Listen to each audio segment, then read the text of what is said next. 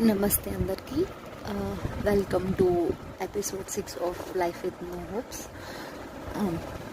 మేము ఒక రూల్ పెట్టుకుంటుండే, ఎంత హోంవర్క్ ఉన్నా అదంతా మ్యాటర్ అవ్వదు, కానీ every per day 1 hour minimum మేము ఆడుకోవాలి.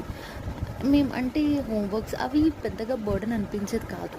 అందరూ టకటక చేసేయాలి, వచ్చి ఆడుకోవాలి, మళ్ళీ కరెక్ట్ టైంకి ఫుడ్ తినాలి, మళ్ళీ స్కూల్కి వెళ్ళాలి, ఆడుకోవాలి, ఇంతే. అంతకు మించి ఆ ఏజ్లో ఇంకేముంటుంది చెప్పండి, రెస్పాన్సిబిలిటీ అంతే.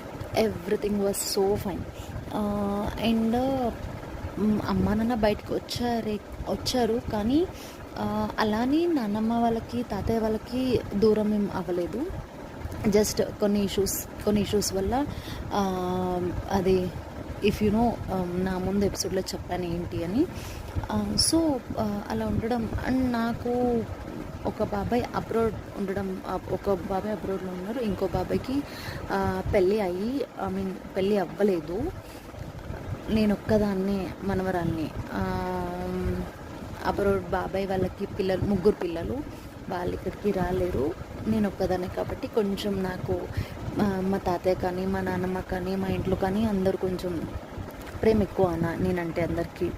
మా తాతయ్య usually Sunday holidays and Saturday half day కాబట్టి మా తాతయ్య నా స్కూల్కి వచ్చి నన్ను తీసుకెళ్ళేవారు. సో ఆ 2 days నేను నాన్నమ్మ వాళ్ళ ఇంట్లో ఉండేదాన్ని, every Saturday and Sunday. Saturday school తర్వాత వెళ్ళిపోతుండే తాతయ్య వచ్చి చిన్నగా ఉన్నప్పుడు తాతయ్య వచ్చి తీసుకెళ్తుండే నన్ను.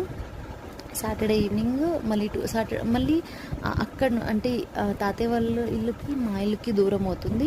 అక్కడ నుంచి నేను మళ్ళీ ట్యూషన్కి రాలేను అని, ఎలాగో ఇంటి పక్కనే కదా, ఓనర్ అక్కనే కదా.